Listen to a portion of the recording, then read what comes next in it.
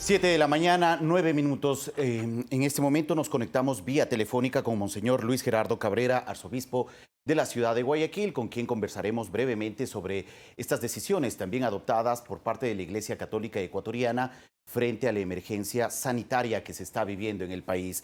Monseñor, buenos días. Gracias por acompañarnos vía telefónica desde la ciudad de Guayaquil en Telediario.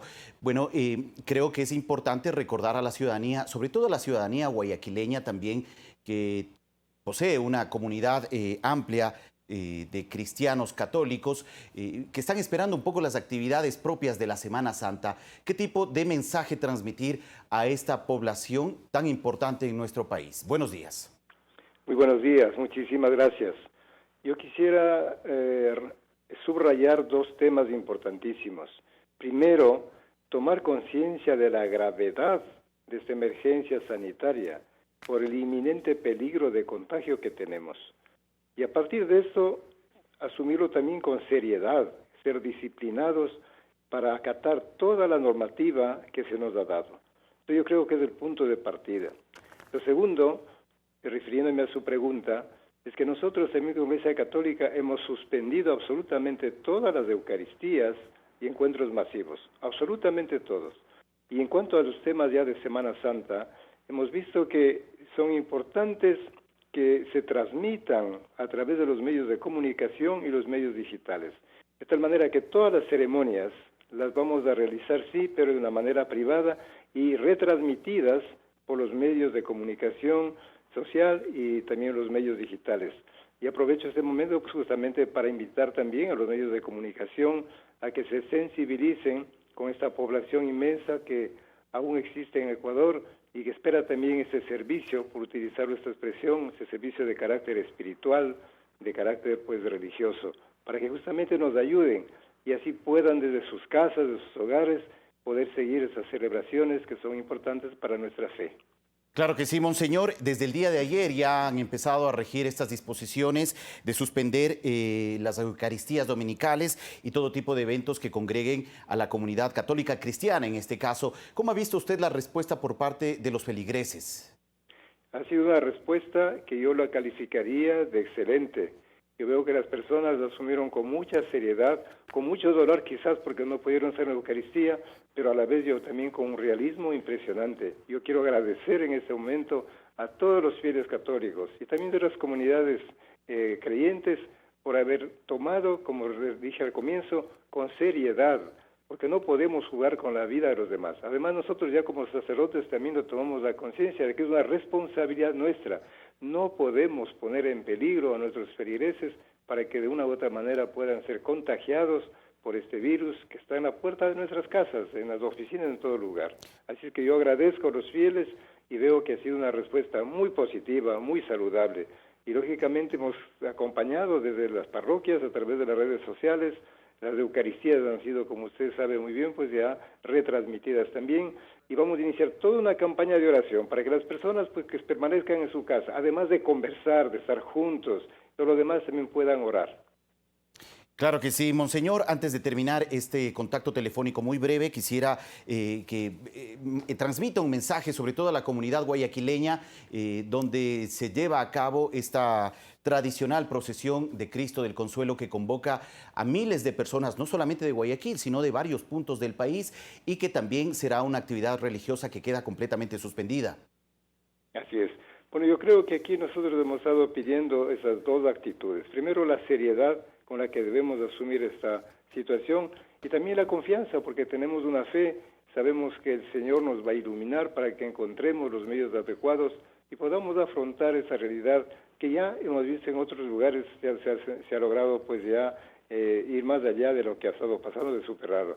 Así es que el mensaje es un mensaje de seriedad, por un lado, y de absoluta confianza en Dios, para que Él mismo nos ilumine, nos acompañe y encontremos los caminos apropiados para salir adelante de esta y otras situaciones que puedan venir más adelante.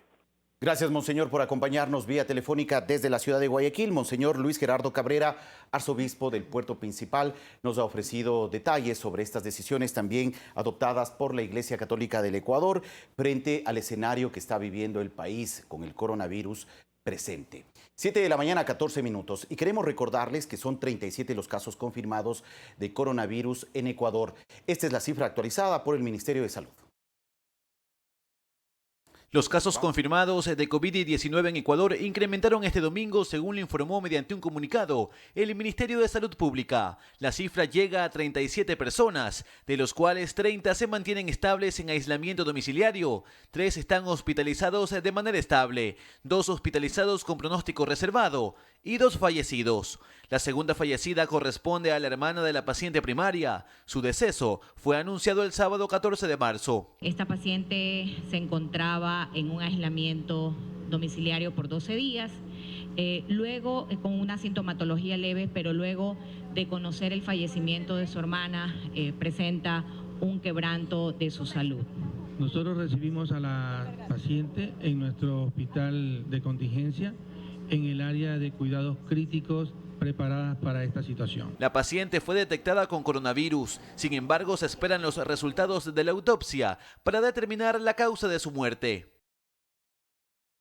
7 de la mañana, 15 minutos. El doctor Sergio Mera, coordinador zonal 9 del Ministerio de Salud Pública, se encuentra ya con nosotros. Con él conversaremos sobre la situación de los nuevos casos confirmados de COVID-19 en el país y también la importancia de este llamado de las autoridades a quedarse en casa y solo salir para cumplir con las responsabilidades laborales o para lo estrictamente necesario. Buenos días, doctor. Gracias por acompañarnos. Buenos días. Muchas gracias por estar aquí. Bueno, ¿han variado estas cifras desde el fin de semana a hoy lunes? Bueno, nos mantenemos con un número ya, lamentablemente, de 37 personas afectadas, en la cual tenemos un cerco epidemiológico de 273 personas.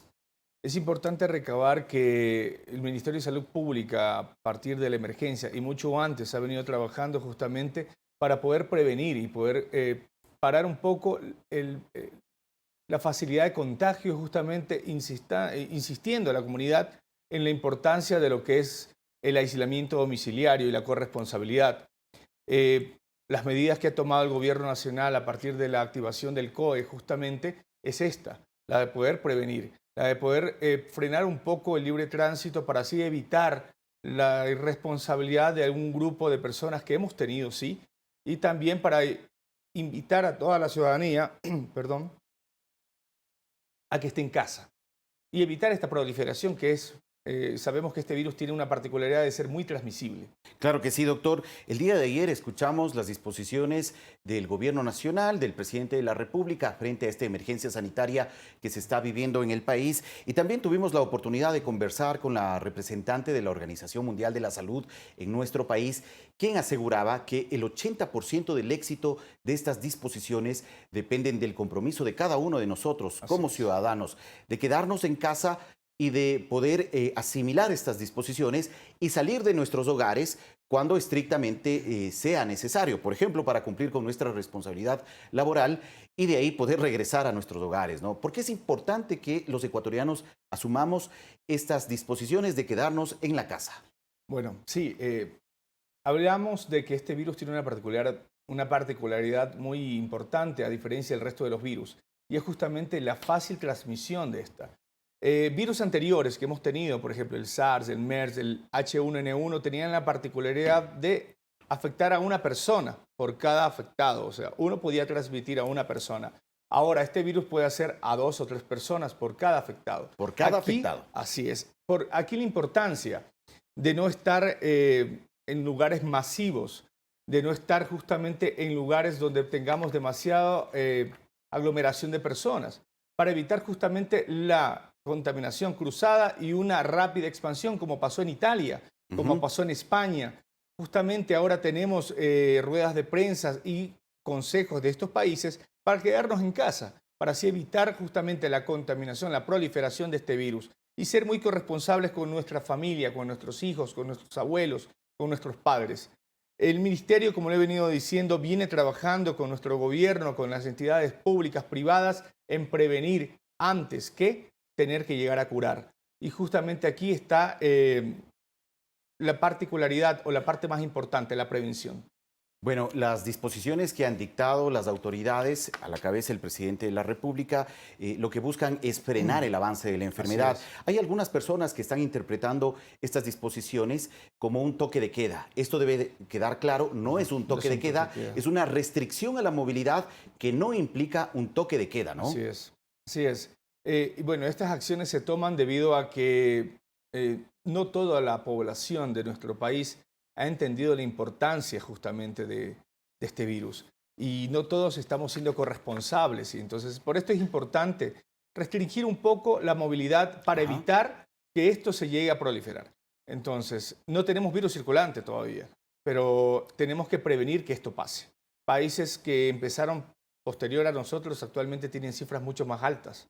Chile, por ejemplo. Entonces nosotros tenemos que evitar llegar a ese punto, a una etapa 3. Claro que sí. Es importante recordar que en otros países como Italia, España, hubo disposición de las autoridades para que los ciudadanos de esos países se queden en sus hogares. Lamentablemente, ellos no acataron esas disposiciones. Muchos aprovecharon esas disposiciones de las autoridades para salir de viaje, de paseo, para visitar discotecas, para encontrarse en bares, para asistir a eventos de congregación. Y lógicamente ahí la enfermedad se disparó, tuvo y registró cifras exponenciales, ¿no? Y eso es lo que se quiere evitar ahora en nuestro país. Así es. Y aquí es importante recordar que no estamos en un periodo vacacional. Ya lo habló el señor presidente. No estamos de vacaciones. Visto. Así es. Lo dijo el señor presidente y lo hemos podido ver en algunas playas o balnearios.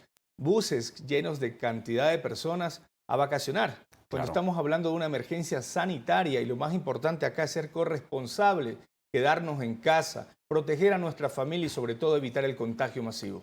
Doctor, ¿qué recomendaciones son importantes que la ciudadanía tenga en cuenta ahora que cada uno de nosotros procuraremos estar más tiempo en nuestras casas, en nuestros hogares? Posiblemente si acostumbrábamos a salir ciertas noches con nuestras familias, con nuestros seres cercanos y a dejar de lado ese tipo de actividades que eran cotidianas, pero ¿qué hacer en el hogar frente a estas disposiciones? Bueno, aquí es importante también recordar que hay que aprovechar el tiempo en familia, hay que obviamente estar informados por los canales oficiales.